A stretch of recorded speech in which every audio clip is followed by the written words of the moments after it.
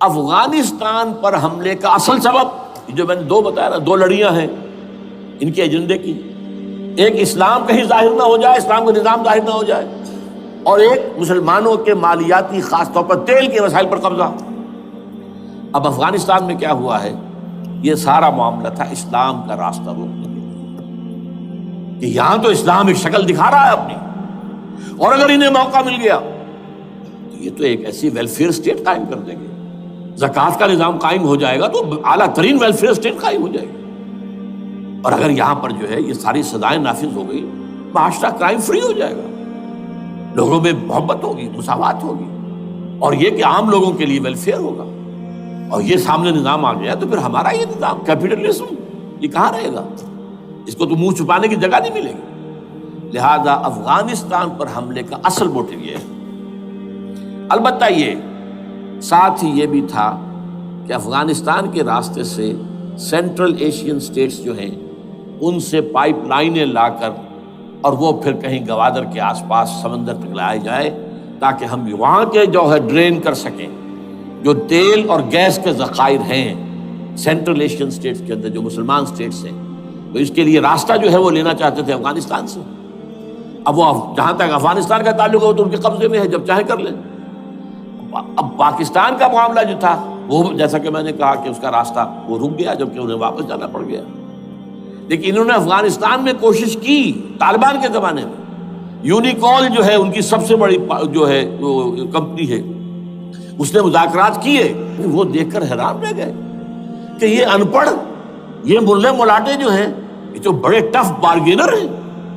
اس طریقے سے پاؤں جما کر طالبان نے جو ان کے ساتھ مذاکرات کیے ہیں اور ان سے اپنی شرطیں پیش کی ہیں کہ وہ گھبرا کر بھاگ گئے۔ یہ صورتحال بھی تھی افغانستان پر قبضہ کرنے میں، لیکن یہ ہے کہ اصل کیا تھا کہ وہ اسلام کی کوئی شکل دنیا کے سامنے نہ آنے پائے، جو ان کا میجر ہے۔ اسی لیے پورا عالم کفر جمع ہے، امریکہ، یورپ، روس، چین، سب جمع ہے، بھارت تو ہے ہی ہے، یہ سب جمع ہے۔ آپ نے یاد ہوگا جب لال مسجد کا حادثہ ہوا ہے اور ہمارا یہ بدبخت اور بدمعاش انسان، اس نے صرف خود جان بوجھ کر اسے بڑھایا، ایک پھنسی کو پھوڑا بنایا، اس میں پھر شگاف دیا اور شاباش لی ہے۔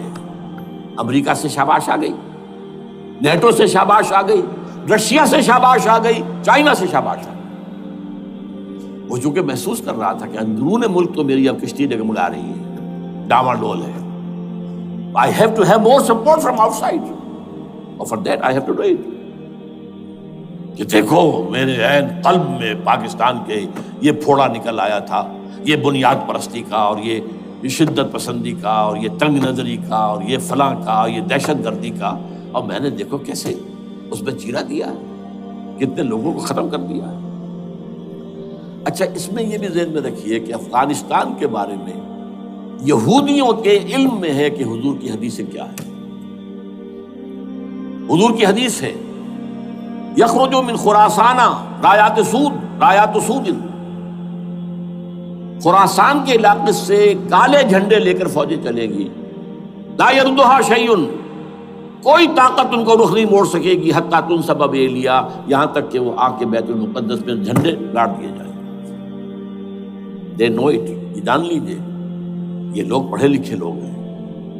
میں آپ کو ایک واقعہ سناتا ہوں۔ جب 1967 میں یہودیوں کو فتح ہوئی بہت بڑی، اور پورا یروشلم اب ان کے قبضے میں آ گیا، ایسٹ یروشلم جو کہ ابھی جارڈن کے قبضے میں تھا، تو جب موشے دایان تھا وہ کانا، وہ داخل ہوا فاتح کی حیثیت سے، تو اس کے ساتھ ایک ربائی تھا بہت بڑا، چیف ربائی یہودیوں کا بہت بڑا عالم، اور وہ رو پڑا۔ تھا تو فتح کا وقت، خوشی کا، رویا۔ So this is the beginning of the end, یہ الفاظ آئے اخبارات کے اندر، گویا کہ اب یہ آخری ڈرامہ جو ہے شروع ہو گیا ہے۔ وہ آخری ڈرامہ انہیں معلوم ہے، ان کی تباہی پر ختم ہونا ہے۔ اس میں حضرت مسیح کے نزول کے بعد یہ ٹرمپٹ والا بھی لکھتا ہے کہ 80% یہودی قتل ہو جائے گا، اور میں سمجھتا ہوں کہ 20% اگر صحیح ہے اس کی بات، تو وہ ہوں گے جو اب حضرت مسیح پر ایمان لے آئے گا، باقی 80% اپنے اس کفر پر اڑے رہیں گے اور قتل ہوں گے۔ اسی طرح حضور کی ایک حدیث ہے کہ جب یہودیوں کا قتل عام ہو رہا ہو، اگر مسلمان قتل کریں گے تو اگر کسی درخت کے پیچھے یہودی چھپا ہوگا تو درخت پکارے گا اے مسلمان، یا عبداللہ آؤ ادھر، یہ میرے پیچھے یہودی چھپا ہوا، قتل کرو اسے۔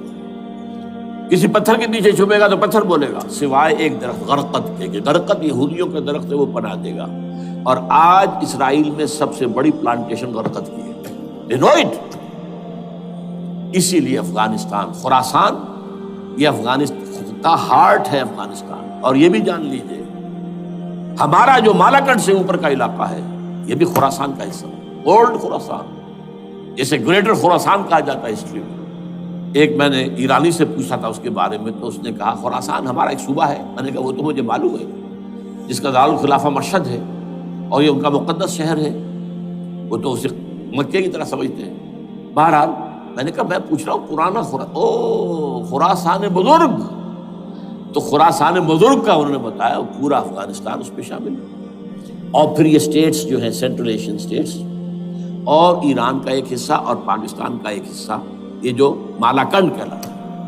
اور یہ بڑی معنی خیز بات ہے کہ وہیں مالاکنڈ سے تحریک چلی ہے، جو اصل تحریک ہے طالبان پاکستان، وہ سوات سے چلی ہے۔ بہرحال اس وجہ سے، اس پہلو سے یہ جو ہے افغانستان پر حملے کا سب سے بڑا سبب وہ تھا۔ دوسرا جو تھا وہ یہ کہ ان کو جو پائپ لائن لے کے آنی تھی اس کے لیے، لیکن وہ ظاہر بات ہے کہ اس میں جو ہے جو طالبان نے وہ ان کی چکمے میں نہیں آئے۔ اس پر ایک کتاب ہے کہ جو انگریزی میں ہے عابد اللہ جان کی، Afghanistan the genesis of the last crusade, Afghanistan سے آخری صلیبی جنگ کا سلسلہ شروع ہو رہا ہے۔ بہت جو ہے چشم کشا ہے، معلومات افزا ہے، انگریزی میں ہے۔ اچھا، عراق میں معاملہ برعکس تھا۔ عراق میں تیل کا معاملہ بھی تھا تو وہ صرف امریکہ کا تھا۔ جو یورپ ہے وہ زیادہ تر کیسپین کے ایریا کے تیل کی طرف نگاہیں رکھتا ہے۔ یہ جو ہے یہ اصل میں سارا جو ہے یہ امریکہ کا معاملہ ہے۔ اور دوسری طرف یہ کہ یہاں کو مذہبی سلسلہ نہیں تھا، حالانکہ تھا، وہ یہودیوں کا تھا۔ وہ کیا تھا؟ Extension, first step towards the establishment of greater Israel. یہ بات اچھی طرح سمجھ لیں۔ یہاں پہ تیل کا معاملہ بھی، میں نے کہا تھا نا، دو لڑیاں ہیں جو چل رہی ہیں۔ تیل کا معاملہ یہاں خاص طور پر ہے، عراق کے اندر زیادہ، افغانستان میں بہت کم۔ لیکن یہ کہ یہاں پر بھی جو اصل ہے بیہائنڈ دی سین، جو اصل چیز کیا ہے کہ گریٹر اسرائیل کے قیام کی طرف پہلا قدم۔ میں یاد دلاتا ہوں آپ کو کہ فرسٹ گلف وار ہوئی تھی جس میں عراق کا بھرکس نکال دیا گیا تھا۔ اس کے اختتام پر کہا تھا شوارز کرافٹ، جو ان کا کمانڈر ان چیف تھا الائٹ فورسز کا، اس نے صاف کہا تھا، مجھے آج تک ایک ایک لفظ یاد ہے، We fought this war for the protection of Israel.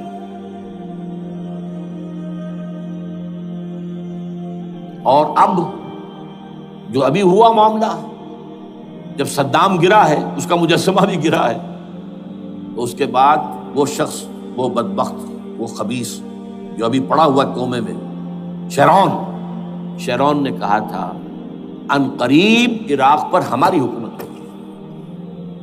اور اس سے پہلے تو ہم صرف عراق میں سے یوفریٹس تک کا علاقہ مانگتے تھے، دریائے فرات تک کا۔ اب ہمارا مطالبہ یہ ہے کہ ہم تو در حقیقت دجلہ تک جائیں گے، دجلہ، تاکہ پورا کا پورا جو فرٹائل جو دو آبا ہے دجلہ اور فرات کے درمیان کا بہترین علاقہ، وہ سارا ہمارے پاس۔ اس سے آپ اندازہ کر لیجیے کہ یہ دونوں چیزیں جو ہیں دونوں جگہ موجود ہیں۔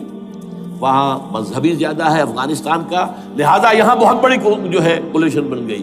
عراق میں تو وہ کولیشن نہیں بن سکی، یورپ بھی ساتھ نہیں آیا، یورپ بھی ساتھ نہیں آیا، امریکہ had to go it alone, اسے کرنا پڑا ہے۔ زیادہ سے زیادہ کوئی ٹوکن، آسٹریلیا کا کوئی ٹوکن معاملہ جو ہے وہ برطانیہ کا کچھ شاید ٹوکن ٹائپ جو ہے، وہی یہ کامن ویلتھ پرانی جو ہے چلی آ رہی ہے، اس میں شاید کینیڈا کا، باقی تو کوئی نہیں۔ یہ جو آل ورلڈ کولیشن بنی تھی وہ افغانستان کے خلاف کیوں ہے؟ یہاں سے اسلام کی ریسرجنس کا اندیشہ ہے۔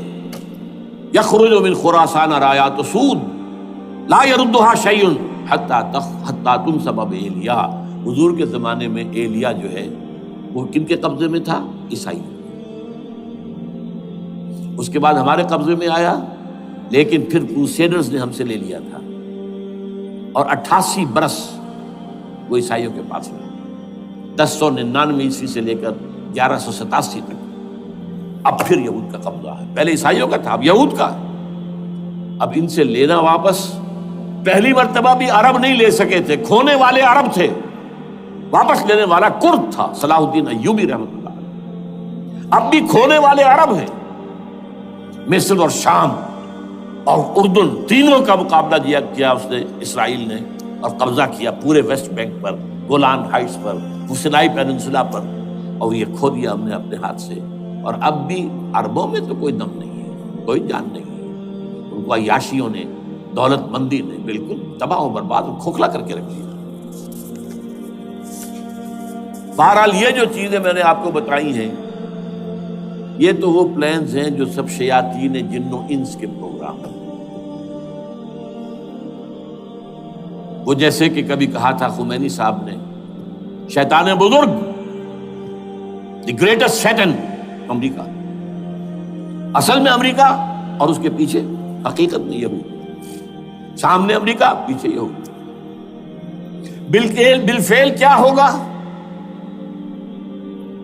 یہ تو پھر اللہ ہی جانتا ہے کیا ہوگا. وَمَكَرُوا وَمَكَرَ اللَّهُ.